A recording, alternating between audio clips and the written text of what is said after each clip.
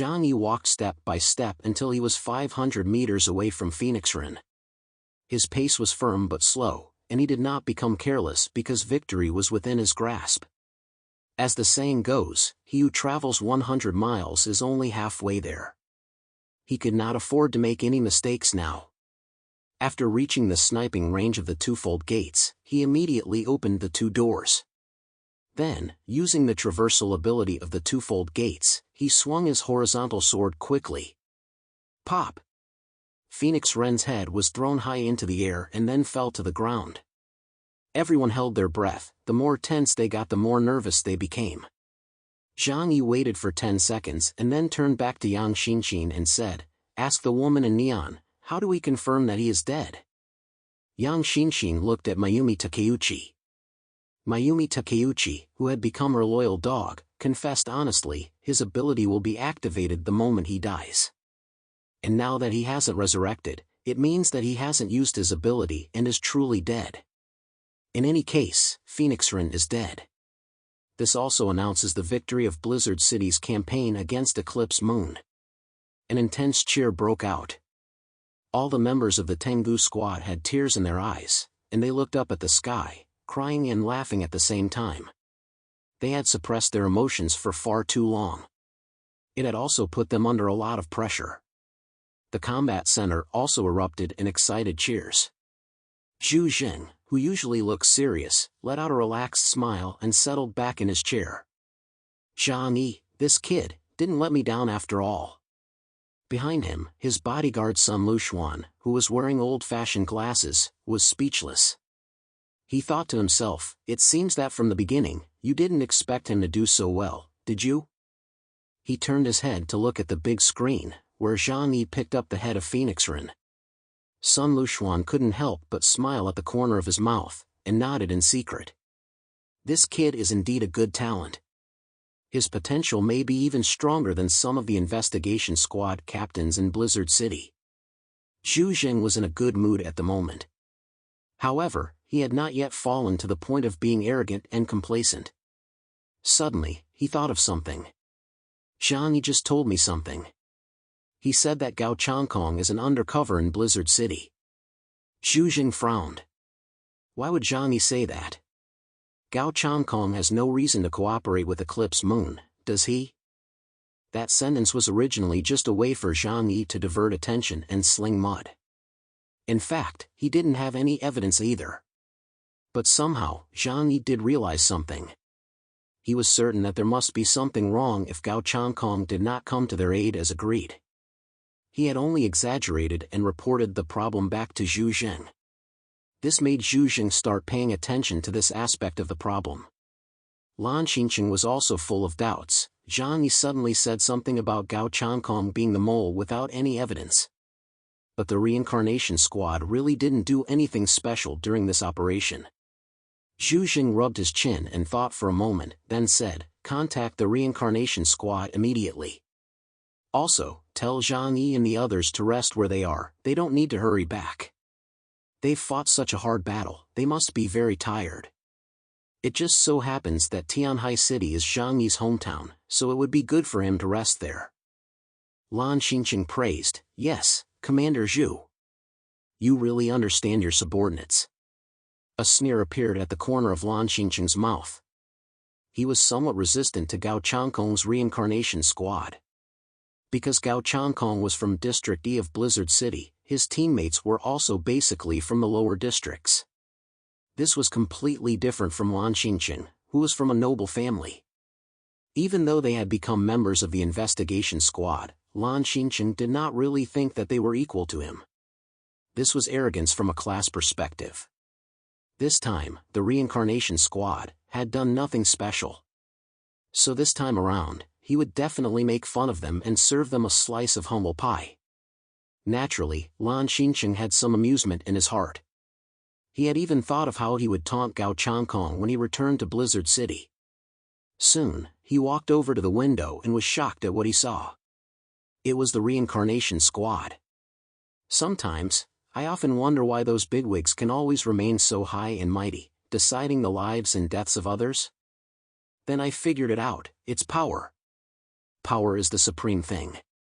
Money, fame, and wealth are worthless in the face of power. Gao Changkong smiled as he loaded his gun with bullets, speaking to the members of the reincarnation squad. In the past, I worked hard in basketball for so many years and achieved a lot, winning countless trophies. They called me a hero. But even a hero like me was unable to secure a chance for my parents to survive the apocalypse in Blizzard City. Since then, I have come to understand what a hero is. A hero is nothing in the face of power. Justice has to be fought for with our fists. I wanted to use peaceful methods to climb the social ladder, gain status, and change this unfair world. But they didn't even give me that chance. So now, I'll just have to speak to them in my own way. The members of the reincarnation squad came out one after the other. They were wearing combat uniforms and stood in front of the headquarters of the command center building. The guards at the door saw them and smiled and saluted. "Captain Gao, you're back so soon. Did you return victorious from your mission?" "I knew it. There's no mission you can't accomplish." Facing the enthusiastic guards, Gao Changkong smiled and walked over. Although they were all armed with bullets and ready for battle, no one stopped them. Because the reincarnation squad are the heroes of Blizzard City. Who would suspect their protectors? But there was something fishy about this. Shouldn't the reincarnation squad be hundreds of kilometers away in Linhai City? Why had they suddenly appeared here? Lan Xincheng was dumbfounded when he saw this and immediately ran over to tell Zhu Zheng. "What do you mean? Members of the reincarnation squad have appeared in the command center." Zhu Zheng also stood up in surprise. "Reincarnation squad? Aren't they still above Tianhai City? How did they appear here?" Some staff members had already retrieved the surveillance footage from the first floor. It was indeed the members of the reincarnation squad. Led by Gao Changkong, there were 9 members in total. There was only one person missing. Why did they appear here? What is going on? Zhu Zheng suddenly thought of Zhang Yi's warning. The reincarnation squad may have betrayed Blizzard City. Cold sweat poured down Lan Xincheng's forehead. The one who is missing is Chen Xiaozheng, ability code, Chameleon. He can perfectly disguise himself as anything. Zhu Zheng gritted his teeth and roared, "Damn it. The guys who went to Linhai City were all fakes, and the real reincarnation squad never left Blizzard City from the beginning." Yes, the members of the reincarnation squad had never left. The only ones who had left were the Tengu squad and the elite Yanyan troops led by Tu Yunlai. There was no doubt as to what they were planning to do. Zhu Zheng immediately shouted, "Don't let them up. Activate the building's security system immediately and order all city guards to come and support us." The entire outer perimeter of the building was immediately covered in a thick layer of special metal plates. At the same time, the corridors and staircases on each floor were separated by dozens of heavy metal doors.